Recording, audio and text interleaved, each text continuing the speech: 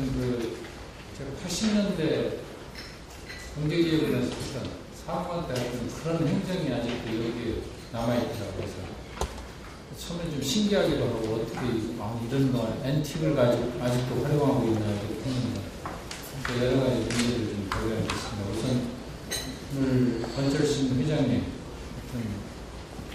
잘 맞추셔야 또 새로운 거 생기시니까 마치고 하시고 또 이어서 채워서 회장님께 이끄신다고 그러니까 기대가 큽니다. 축하드립니다.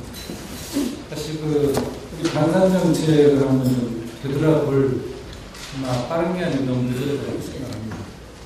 그리고 방산 생태계를 어떻게 개선시켜 나가야 될 것이냐 굉장히 고민스럽습니다. 그래서 저 혼자 할 수 있는 건 아니고 여러분의 협조가 굉장히 필요하다고 생각합니다. 사실 우리가 방산 수출 처음에 한 10억 불 수출한다고 하더라고요. 우리 수출이 약 5천억 불. 5천억 불에서 차지하는 12억 불은 굉장히 숫자로 얘기하기에는 좀 창피할 정도입니다. 그리고 우리 전 세계 방산 시장 규모가 약 3천억 불입니다. 우리 지금 국내 시장 예산으로 봐도 70억 불. 3천억 불에서 70억 불이 적은 것 같지만 굉장히 큰 겁니다. 다른 상품의 경우는 그렇게 아닙니다. 국내 시장이 그래도 굉장히 크다. 그렇지만 로켓 마틴 같은 경우 연매출이 420억 불입니다. 우리 국내 방산에서 다 해봐요. 로켓 마틴이 한 70대 40분의 1 정도.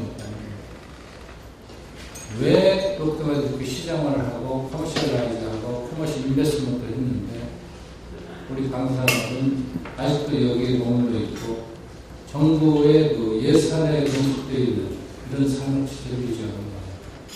정부 예산에 의존한 산업을 발전하게 됩니다. 그렇게 해서 어떻게 발전을 합니까?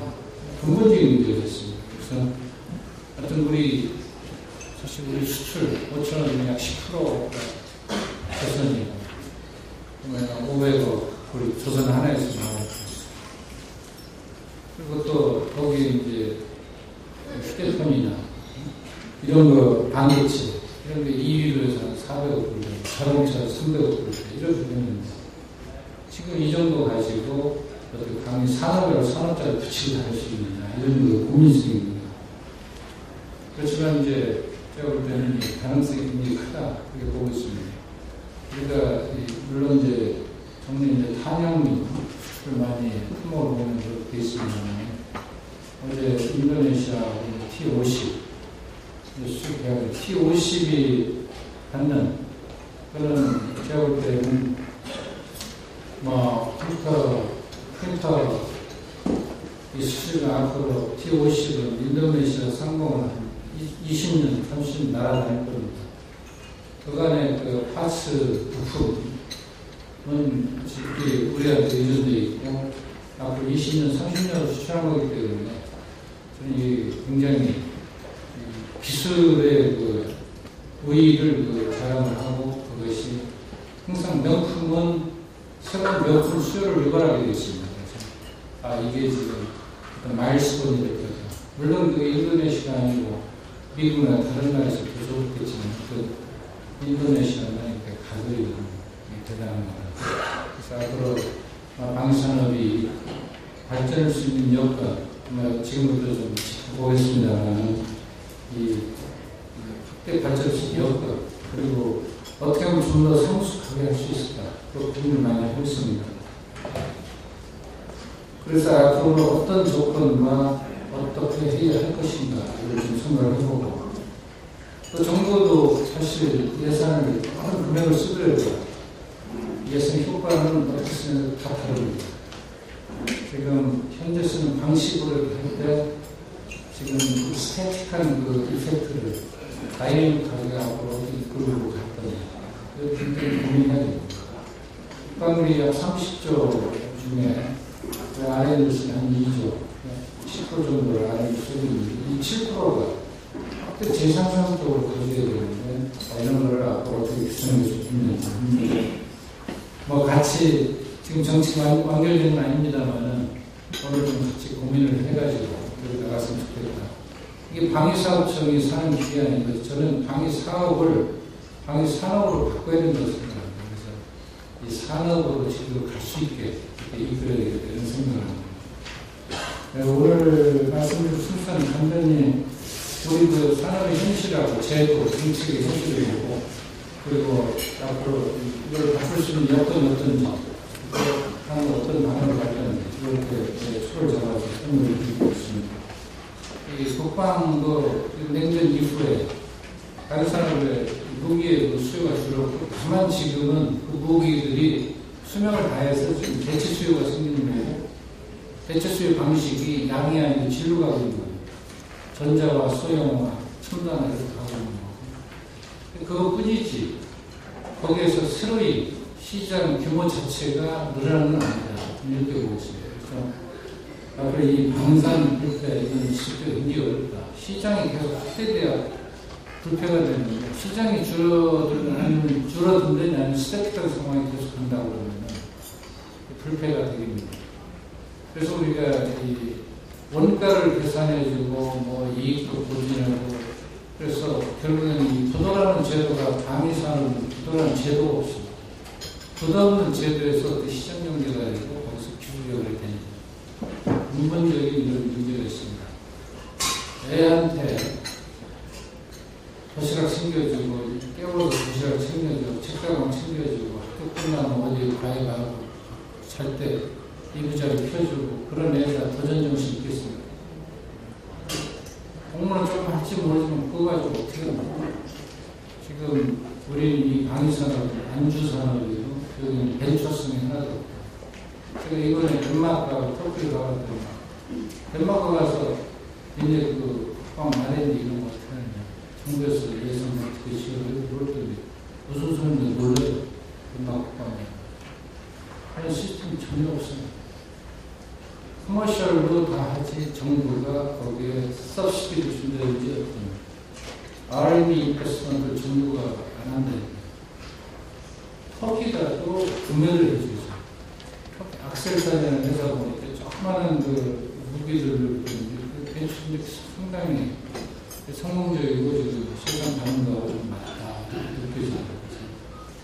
우리 지금 우리의 구조는 아주 상당히 덩치는 큰 것 같지만 내용은 상당히 부실하다.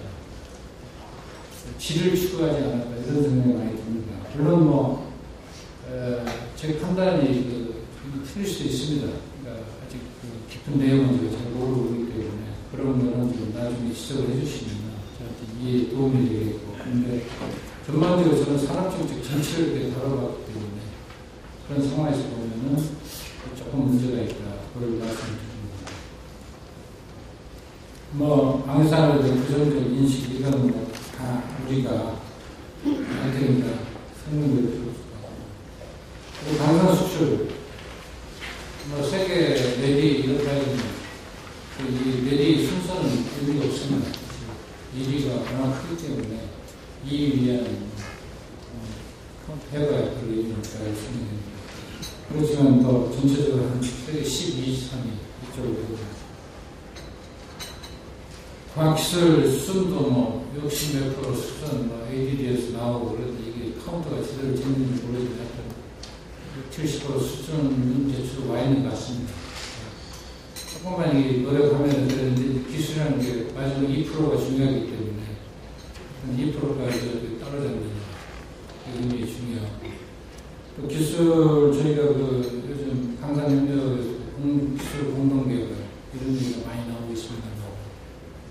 공동개발을 하려고 보면 가지고 있는 기술의 유형 이런 것들이 거의 비슷비슷합니다. 그래서 우리는 한 70% 가지고 있으면 다른 나라 합하면 겨우 1% 정도 플러스 71% 하나 더 합해도 72% 이렇게 그 기술이 가지고 있는 게 비슷해가지고 합해도 공동 개발하려고 해도 별 의미는 없습니다. 그렇지만 이제 경제적으로 보면 공동개발을 하는 의미가 기술 개발, 인베스트먼트 코스트를 쉐어링하는 측면이 있고 개발 이후에 그 프로덕트를 트레이드 마켓, 이 마켓에서 그 나라 거를 같이 수여하게 되면 굉장히 리스크를 해지할 수 있습니다. 그래서 하여튼 기술이 없는 나라도 기술 공동개발 이름은 짓지만 기술 공동개발이 아니고 시장하고 비용 공동개발, 공동배분이다. 저는 그렇게 보고 있습니다. 그리고 기술이 없어도 현재 지금 여기 시장이 굉장히 확장성이 약하기 때문에 그냥 같은 확장성 속에서 우리만 필요하게 개발하는 것보다는 개발을 같이 쓰는 경우에는 코스트 버전을 쉐어링할 수 있다. 이렇게 보고 있습니다. 그리고 비용을 완화시키는 식으로 계속 할 수 있다. 낮은 영업이익, 방사, 이거는 그렇게 될 수밖에 없습니다. 사실. 수요가 예측 가능하지 않고, 인위적으로 매니플레이트된 시장에서는 이익률이 높게 나올 수가 없습니다. 예산 사업은 다 이렇게 할 수가 없습니다. 또 생산성, 전체 방산부분이 뒤지고 떨어지고, 그거는 아무래도 이 방위산업부분이 수요가 일정 시간 동안 많기 때문에 거기에 자동화 투자니 굉장히 설비를 이렇게 투자를 계속 할 수 없기 때문에 결국에는 자본 장비율이 낮을 수밖에 없고 그러니까 생산성도 낮을 수밖에 없다. 가동률도 어차피 아주 미니멈 유지하는 수준, 그러니까 새로운 수요 정부의 새로운 발표가 있을 때 그거를 유지하는 수준에서 가동률을 가지고 있다는 생각입니다. 그리고 진짜 회사 전체로 보면은 상당히 그룹으로 봐도 좀 낮고, 그러니까 막 그런 데서 방위산업 담당 A만 사장으로 임명되면 약간 부족한 케이스가 아닐까 그런 생각을 하고 있습니다. 그렇지만 그 방위산업 발전 여건을 좀 돌아보도록 하겠습니다. 제가 80년 초에 그때는 물가 관리 다 하고 그럴 때 있습니다. 근데 그럼 갑자기 냉장고가 청계천에 새 냉장고가 완전히 모든 냉장고가 청계천으로 다 온다는 거예요. 청계천은 다 중고 시장들입니다. 그래서 생양냉장고에서 그걸 알아보니까 가전사들이 다 냉장고를 생냉장고를 청계에서 팔아요. 그래서 왜 그런가 그랬더니 그때 이제 가게 신고할 때 자기네들이 이런 플라스틱 원료, 피 원료를 도입해서 그 수요를 40% 신고하니까 국세청이 40% 갖고 안 되는 걸로 돼 있는데 실제는 수요율이 80%가 나오고 있었어요. 예를 들어서. 그러니까 40%만 물량이 남는 거예요. 그러니까 국세청이 세무조사하는데도 있는 물량을 다 현대성으로 다 갔어요. 이게 원가제의 실상이 그렇습니다. 원가는 워낙 많고 그래서 뭔가 많아요. 그러니까 한 개라면 우리가 통제할 수 있는 많기 때문에 통제를 못하는데 아직도 계산을 하고 있습니다. 제가 볼 때는 경제 원리를 보면은 이게 왜 이렇게 되느냐. 근데 원가 규정이라는 게 나오니까 이걸 통제해야 된다고 통제를 하면은 통제를 피할 수 있는 구멍이 더 많이 생깁니다. 이게 악순환입니다. 비저스 서클을 그렇기 때문에 이 고리를 차단하자고 합니다. 이렇게 지금 이 방산업의 경우는 수율 쪽의 문제가 아니고 주로 이제 처리 증산하고 마침을 하다 보니까 공수를 조절하고 공수 아주 구체적인 거지만 옛날에 저희가 건설에서 이렇게 가보면 서랍이라고 조사하고 여러분 막도장 그득합니다. 도장을 좀 밑에 것도 섞어서 찍고 그러는 게 아니고 위에 것만 제일 생각 하루에 한 10사람한테 임금 주고 이래요. 대주에 보면은 그래서 이제 공수 조작, 수율 조작을 피할 수가 없습니다. 그거를 조작을 가지고 잡으려고 하는 것도 없고 그러니까 제도를 좀 고쳐야 될 생각입니다. 그래서 우리 지금 상황에서 우리 방산업이 과연 이렇게 올까하고 무슨 방산업을 지정하고 하고 태어나는 방식으로 가야만 하는 그 상황이냐. 이거를 점검할 필요가 있습니다. 그래서 이제 공수 조작, 수요일 조작이 피할 수 없습니다. 그거를 조작을 가지고 잡으려고 한 것도 없고, 그러니까 제도를 붙여야 된다고 생각합니다. 그래서 우리 지금 상황에서 우리 방위산업이 과연 이렇게 올까 하고 무슨 방산업을 지정하고 하고 후퇴하는 방식으로 가야만 하는 그 상황이냐. 이거를 점검할 필요가 있습니다. 그런 상황, 그런 시대가 필요할 수도 있습니다. 그러니까 지금은 좀 그런 여건이 계속해야 되는 걸 점검할 필요가 있다고 생각합니다. 방위산업을 보면은 사실 방위산업의 기반은 사실 지금 자동차, 조선, IT 이 정도 겁니다. 그 부분이 전 세계에서 탑이에요, 우리가. 그래서 이 기반이 굉장히 튼튼하다. 두 번째는 산업을 영위에 필요한 요소, 팩터 마켓을 보면은 인력 측면에서 우리나라가 다른 나라하고 비교하면 상대적으로 굉장히 많습니다. 교육 투자를 많이 해서 그런 국내에만 인력인데 해외에도 엄청 많아요. 미국에도 보면 이 사이언티스트들이 굉장히 많습니다. 그래서 인력 여건이 다른 나라에서 굉장히 우리가 양호하다.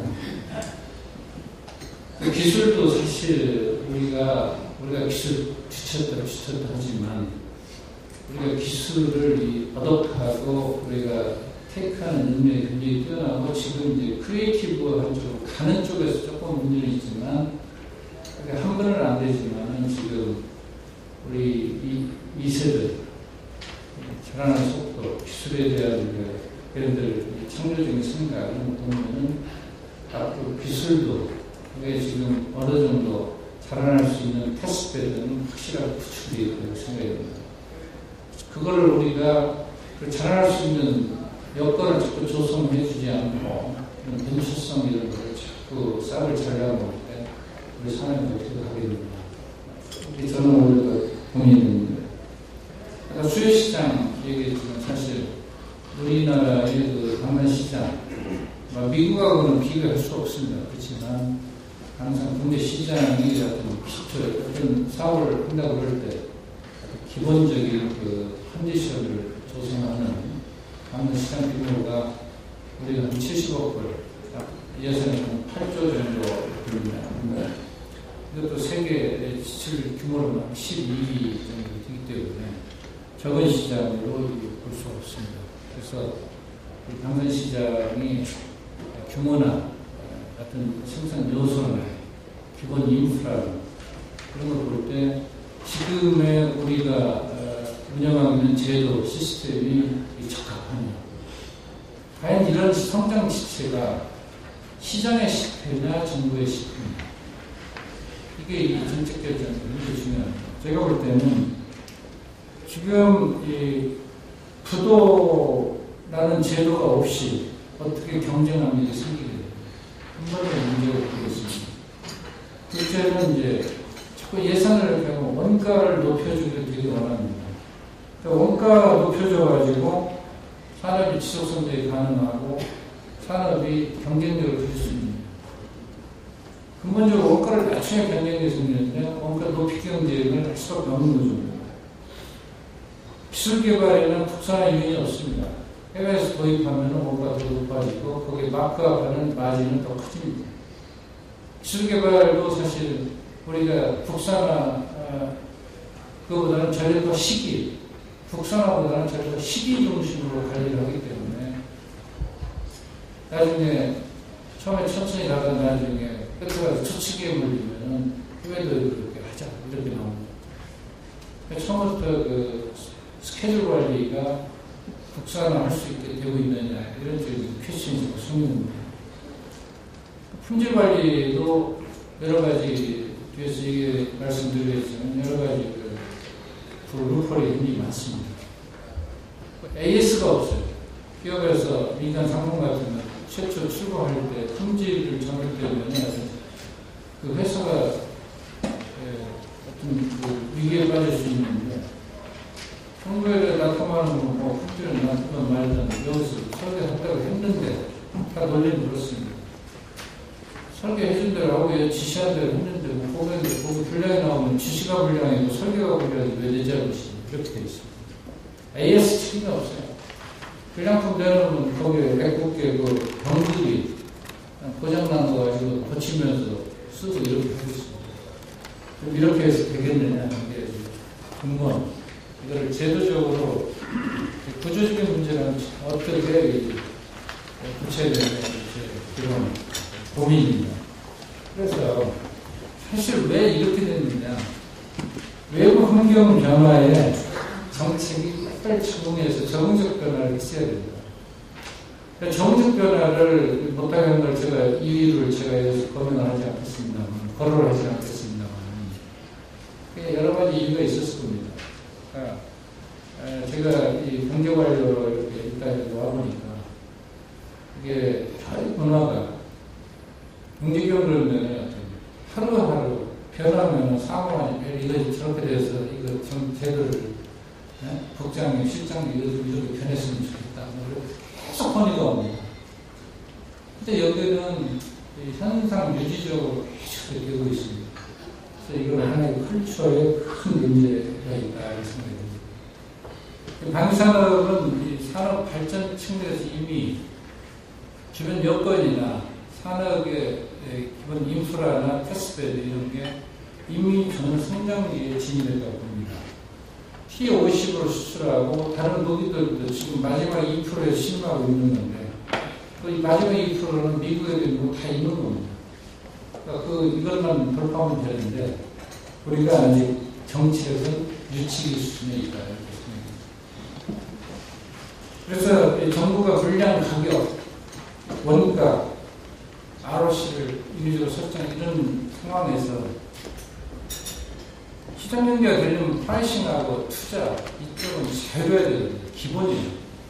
이쪽은 할 수 없게 되어 있어요. 그래서 자유로운 투자 의사 결정에 제약이 있고 방산업체들도 뭐 경쟁력 향상보다는 어차피 매출을 확대하고 마진을 늘리는 데 목표를 가기 때문에 기술개발보다는 경쟁을 촉진하는 비용 절감적인 경영보다는 오히려 체중을 줄이는 게 아니고 체질을 개선하는 게 아니고 체중을 늘리는 쪽으로 경영을 하는 게 아니냐 이렇게 생각합니다. 그리고 아까도 얘기했듯이 국산화 유행 부족. 아마 국산화는 제가 오늘 여기서 말씀드린 아마 이 분야는 개혁하면서 아마 국산화 쪽은 나중에 별도의 이제 대책이 추가적으로 필요하고 그렇게 생각합니다. 그래서 제가 볼 때는 좀 이러한 상황을 우선 타개하는 게 중요하다고 생각합니다. 그래서 이런 제도가 있으면 독과점적인 공급 구조, 그래서 시장을 내 시장 해가지고 나눠 먹게 됩니다. 또 지정물자는 수익에는 독점권이 보장이 되고, 진입장벽, 엔트리 배리어로 작용하면 당연합니다. 내가 지정이 됐을 때 독점을 뭘 품질 양성하느냐. 예산 더 확보하는 거예요. 예산 쪽에 자꾸 노력을 키우는 거예요. 이런 회사는 R&D 인력보다는 마케팅력이 많이 가지고 가게 되고, 예산 확보를 해서 예산 쪽하고 예산 배정하고 이런 쪽에 있는 사람을 더 선호하게 됩니다. 그러면 사회 전체적으로 보면, 국가 전체적으로 보면은 윈윈이 아닙니다. 제로서면 이건 네거티브 썬이 됩니다. 그래서 이런 제도를 가지고 하는 게 국가 경제 발전에 도움이 되느냐 이런 생각을 하고 있습니다.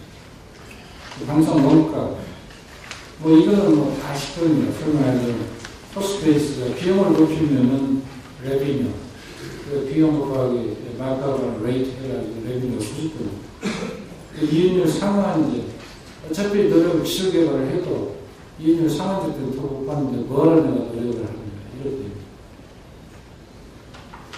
그래서 정책 어떤 때는 정책을 달성을 해서 원가 측면을 인센티브를 비추고 있고, 그런 인센티브가 시장에 기술 개발을 지속적으로 유도하는 서스테이너블 그로스를 창출하면 그렇지 않습니다. 그 효과는 일시적으로 관련 시설만 나타나게 됩니다. 그래서 시장 질서를 또 디스토트하게 되고 그런 악순환이 또 되는 겁니다.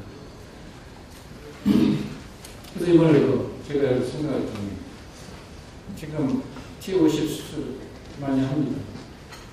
수출하려면 제가 뭐 미리 시장을 저쪽에 정부 당국에서 쓸 때 무슨 마켓에서 억세스 할 수 있는 우리 정부가 할 수밖에 없어요. 그러니까 이것이 파이라는 회사가 정부 회사가 아니고 민간 지분 70%인데 거기에 억세스 하는데 들어가는 비용 최소한 70% 받아야 되는 거 아니에요. 여기서 공유물의 비극이 있습니다. 제가 보면은 언론 수출하면 국익에 도움이 되고 적극적입니다. 그게 보면은 비행기 한번 날리더라도 비용이 보통 드는 게 아니라 시험비가 기름값이 공부는 한테 지원을 다 해줘야 됩니다. 이게 정부도 이 방산대 특성상 마케팅 협조를 하지만 이런 비용 분담 구조 이런 것도 정부는 당연히 하는 것처럼 인식이 이렇게 돼 있어요. 왜 그걸 거기에 구조가 지분 구조 이렇게 되면 거기에서 분할을 해야지 무슨 소리. 우리 뭐 장충교육 한다고 해가지고 기술 교육을 그래 도입했는데 민간에 도입하려면 기술 자체 억세스도 안 되는데 그럼 기술 갖다가 또 그 출제 가격을 어떻게 받느냐. 탈출교육 하면 같은 우리가 공짜로 가져온 게 아닙니다. 우리가 다른 데 사는 데서 다 코스다 반영이 되게 돼 있어요. 근데 그건 또 이제 썬코스트로 해가지고 반영이 안 돼요. 그래서 이런 문제들을 이게 제대로 이게 해줘야. 그리고 기업도 떳떳해지고 관련 산업이 원가 베이스에서 경쟁력을 가지고 발전할 수 있는데 여러 가지가 이 경계가 불분명하게 지금 형성이 되어 있다. 그래서 오늘 뭐 항상 학회니까 학회에서 이런 근본적인 문제를 이 베이시컬리 이걸 어떻게 해결해야 될 건지 고민할 필요가 있다고 생각이 듭니다. 또 R&D도 마찬가지입니다. 지금 ADD가 하는 역할을 했습니다. 근데 그 와중에 애트리도 성장을 하고 각 업체, 민간 업체들 R&D는 굉장히 늘어났습니다. 그래서 제가 와가지고 왜 그걸 ADD만 독점을 합니다. 사실 뭐 여기 K2 이런 문제도 있으면 어떻게 보면은 ADD만 독점하기 때문에 이런 문제가 생겨질 수도 있습니다. 그래서 같은 능력을 가진 사람은 같이 경쟁하게 해주는 게 원칙이다. 그러니까 정부가 이 능력이 있는 민간 업체라면은 똑같이 입찰에 참여해서 ADD에 특별한 페이버를 줄 필요 없다. 다른 연구소, 기통 원장들 기통에 하려면 기통도 들어오고, 다만 정부는 이 사람의 연구 수행 능력이 있는데 그걸 제대로 체크를 해야 된다.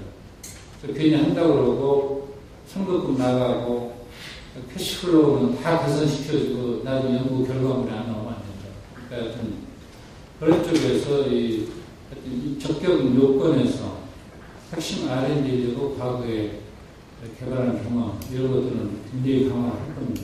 그래서 이런 쪽에서 같은 능력을 하면 같이 경쟁한다고 이렇게 유도를 하고 있습니다. 그리고 여기서 이제 사실 이 사업계획, R&D하고 관련해서 사업계획이 제가 보면 자주 변경이 됩니다. 그러니까 무슨 계획은 사실 계획을 설정할 때, 계획을 수립할 때 아주 깊은 검토를 거쳐서 이 계획이 수립이 돼야 여건 변화의 레지스턴스, 그러니까 저항할 수 있는 힘이, 유지할 수 있는 힘이 생기는 거예요. 계획 세울 때는 좀 단순히 뭐 간단하게 검토하고 구체를 지켜면서 세밀하게 검토하는 이런 문제가 생깁니다. 그렇게 되기 때문에 계획이 자꾸 변경이 되면은 이 계획이 물론 기업한테 이만큼 니네 기업이 해라 이렇게 한 건 없습니다. 정부가 이런 계획을 가지고 기업한테 이렇게 생산 이만큼 해라 이렇게 한 건 없지만 이 계획에 그 시그널 이펙트가 있습니다.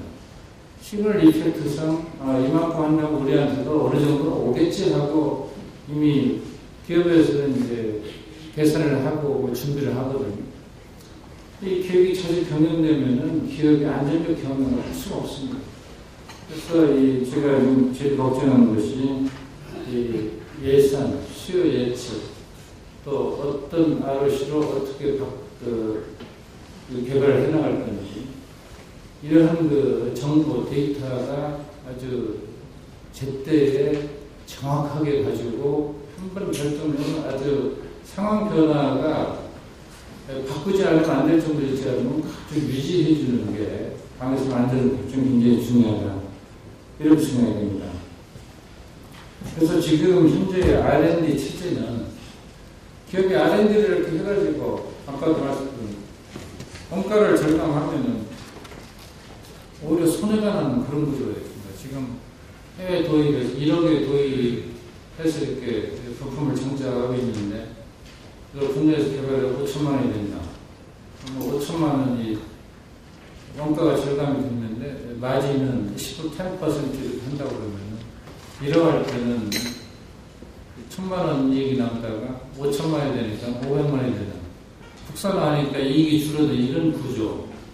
여기서 어떻게 R&D가 활성화되느냐. 이런 근본 문제가 있습니다. 그래서 이거는 근본적으로 원가 관리 제도의 문제입니다. 그래서 저희가 경제경 상하이시절 이 원가 문제는 이건 걷어치워야 된다 해가지고 88 올림픽 전에 다 치워버렸습니다. 근데 아직도 지금 뭐 방위 산업이 조금 늦다고 하면 한 90년대 중반 이 정도는 좀 치웠어야 적어도 한만 늦게 계산해도 한 15, 16년이 늦어져 있다 이렇게 생각합니다. 그리고 산업통계를 보면은 제가 농업분 들어와야 하는데 농업분은 이런 쪽 근데 굉장히 어려웠는데 방위 산업 분야는 제가 보기에는 농업보다 뒤로 가고 있는 것 같지 않습니까? 감은 그래요. 그래서 이렇게 역량이 갖춰진데 뒤로 간 거는 왜 그러느냐. 이게 좀, 우리가 반성하고 여기 좀 학회에서도 좀 근본적인 문제를 한번 좀 같이 공유를 했었으면 좋겠습니다. 이 사업관리도 이제 전략화 시키는 양적인 관리. 아까 제가 간단히 말씀드렸습니다만, 언제까지 이 개발한다 그러면 그 맞추는 게 굉장히 중요합니다. 그는 그 시기에 맞춰서 분 배치, 분 인력, 뭐, 우리 경사 배치, 부대, 뭐, 모든 걸 거기에 맞춰서 이렇게 하거든요. 그러니까, 무기 개발 여건은 다 모든 것, 일정 전력과 계획에 맞춰서 돼 있습니다. 그러니까, 무기 없이 전력화가 됩니다. 빈손으로 전력화가 안 되잖아요. 그러니까 지금, 그러니까 전력화 시기 못 맞추는 거예요. 이거는, 크다라고. 국가적인 손실을 초래합니다. 그래서 이 전력화 시기를 언제까지 하겠다 이렇게 할 때는 반드시 맞춰야 되는 그 시기를 또 남아코지 가다 보면은 이게 처음부터 스케줄을 그게 맞게 정확하게 가는 게 아니라 처음에 슬로우 가다가 나중에 퀵으로 갑니다. 이 퀵으로 가려고 그러면 국산화가 안 돼 있고 그러니까 이제 해외 도입 얘기를 하고 근데 그 전에 국산화 개발 얘기를 했기 때문에 거기에 하청 질서가 또 형성이 됩니다. 우리 산업 구조적으로 이게 함부로 꼼짝달아서 못하게 이렇게 자꾸 엮여요. 그래서 우리가 처음에 핵심 부품의 국산화 개발도 할 거냐 말 거냐 신중하게 결정을 해야 되고 또 하나는 이 스케줄 관리를 철저하게 초기부터 해야 됩니다. 그러니까 우리나라 사람이 대부분 보면은 초기에는 느슨하게 가다가 마지막에 가서 막 좀 초치기를 하려고 그러는데 이 방위 산업에 있어 무기 개발은 초치기로 절대 안 된다. 저희 이들이 느끼고 있습니다. 그래서 국가 사실 병사들한테 안전하고 편리한 무기를 줘야 되는데 시간이 좀 많이 나갔습니다. 자, 빨리 끊겠습니다. 근데 이게 제대로 안 되면 큰일 난다. 그래서 하여튼 그리고 또 하나는 수익과 비용 부담 주체가 굉장히 불분명하다. 그러니까 우리 보면은 아까도 얘기했지만 하여튼 이런 비용 부담을 누가 해야 되는지 그걸 정부가 잘 모르는 정부입니다. 그러니까 애매모호하면 정부가 자꾸 애매모호하게 끌고 가는 것 같다. 그런 생각입니다. 또 하나는 책임 소재도 그렇습니다. 정부가 발전, 정부가 감독하고 뭐 나가고 그러는데 이 정부가 가서 잘못대로 지정을 감시하는 게 아니고 업체 가서 얘기해서 이렇게 지시하면은 업체는 나중에 다 기록해가지고 거기서 하나도 이렇게 했었나 지시가 잘못된 거지 업체가 잘못한 게 아닙니다. 그래서 이런 책임 소재를 명확하게 하려면 책임 감리제도 민간을 옆에다 맷집을 띄워넣어야만 이게 해결이 된다 이렇게 생각합니다. 예산도 그렇습니다. 신규 사업을 자꾸 하다 보니까 일로 나오다 보면 기존 사업이 자꾸 딜레이 됩니다. 사업이 자꾸 딜레이 되면 될수록 원량률이 높을 수밖에 없습니다. 그리고 이 딜레이에 따른 부대 비용이 많이 생깁니다. 품질 관리는 기본적으로 사실 품질을 테스트하는 것과 품질 관리를, 품질을 평가할 수 있는 지표, 크게 두 가지를 볼 수 있습니다. 두 개가 다 조금 문제가 있다. 테스트를 하려면 테스트하는 시험 방법에 대한 협의가 되어 있습니다. 그런 쪽에 어떤 교육이 좀 부족하고, 그리고 검사 기관 이런 걸 어디로 하고 있는 그런 실질적인 테스트 측면, 그리고 또한 품질을 관리하는 메커니즘, 어떤 품질 개선 지표라든지 인덱스 그런 것도 안 되어 있고, 이 품질 관리 측면에서 보면은 지금까지 우리 방산업 정책에서 품질을 굉장히 등한시했다. 결국에는 이 정부 정책에 지금 분량이 나오고 이렇게 하는 것이, 정부는 개발을 조금 늦겠다고 안 했다 그러면 용서를 구할 수 있는데, 품질이 낮다 그러면 용서를 구할 수 없는 게 정책입니다. 그러면 이 품질 이쪽 느슨해지는 거. 지금 품질 쪽에는 제도 자체가 불비가 되어 있습니다. 그래서 이런 쪽은 앞으로 굉장히 강화를 시켜 나갈 겁니다.